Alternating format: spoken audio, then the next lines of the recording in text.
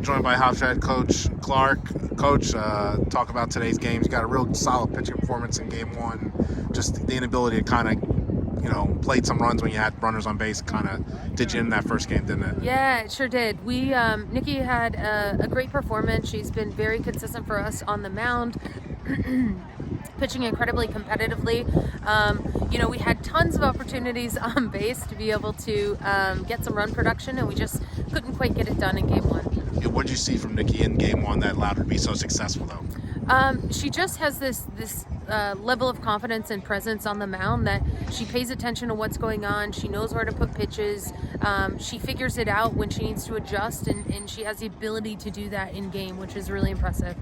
And that in that first game, the sixth inning looked to be your best chance. You had the bases loaded. What did you see something going on that kind of wasn't able to get you that final hit in each of those innings? They had the chances. Yeah, we like to just to try to continue to push the envelope and give opportunities to people to see if we can make things happen. And so we are just cognizant of trying to put the right people up at the right time. Sometimes we get it right, sometimes we don't. And in the second game, they had a couple timely home runs that kind of did you guys in. What'd you think of the second game? Yeah, the second game, I didn't think we really took care of the ball very well. I think that we weren't as focused and locked in as we were in the first game. So we can definitely clean that up going into our third game of the series. Coach, what did you see from Julia in game two? Yeah, Julia's doing a great job. She is, she spins the crap out of the ball, and she threw some really phenomenal pitches. And, I'm just excited to see her continue to compete and continue to figure out her pitching strategy.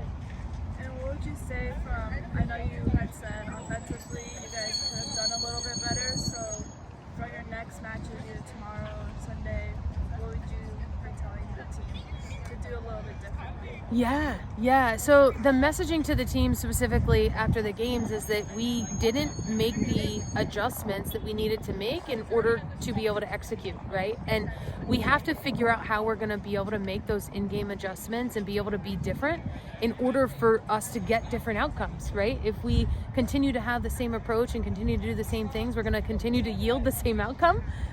So as long as we can work to adjust that, I think we're going to be just fine. Haley, what did you see from her in game two?